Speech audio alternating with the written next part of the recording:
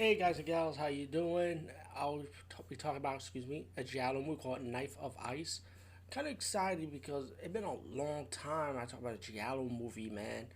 If you guys want to know what a giallo is, Google it. You know, I keep repeating this in a lot of podcasts in my past episodes, so I don't want to repeat myself.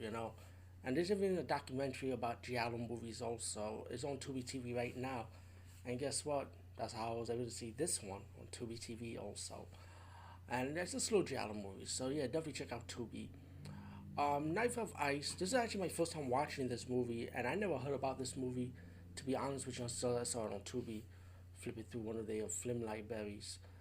And Knife of Ice is about this girl who's a mute.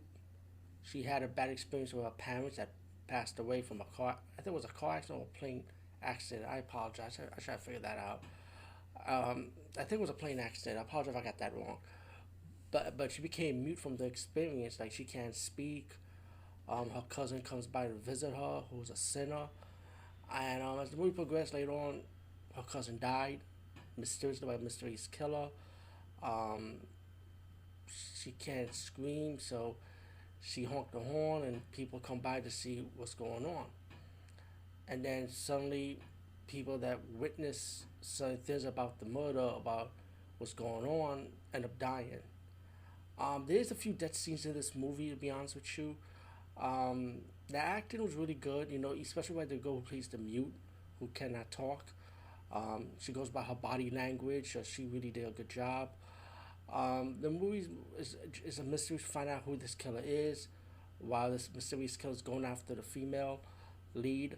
But honestly, it's pretty predictable. I'm gonna be honest with you because, again, it's one of those moments I gotta say when you see a lot of giallo movies. One of a giallo is always like the one that you think is the killer is really not the killer. So yeah, it's one of those kind of vibes. But I already knew where this movie was going, so it's like, okay, this is totally predictable. So Knife of Ice, honestly, if you're not a giallo fan, really, and you're just watching this movie, I think the twist ending will surprise you who the killer is. But if you're good at picking up giallo mystery, drama, thriller, suspense films like this one, or horror movies in general with the vibe and energy, then this is one of those predictable ones that you know off the back. But actually, this movie is good. Not the greatest. To me, my favorite will still be Tender Bread. Tender Beat. I can't even say the name right, but it's the one with Dario Argentino. Deep Red is another good one, which I highly would recommend. And The Ugly Duckling is also another good one. But Knife of Ice, yeah, I think it's good, but not good enough to reach the level. Even though Alberto Lenzi did this directed this one, but still, maybe it's because I watch a lot of horror movies and giallo that this one was easy for me to go by. And like I said, this is my first time watching this movie, and this is 2021. So maybe in my case, it's pretty much I saw this movie late.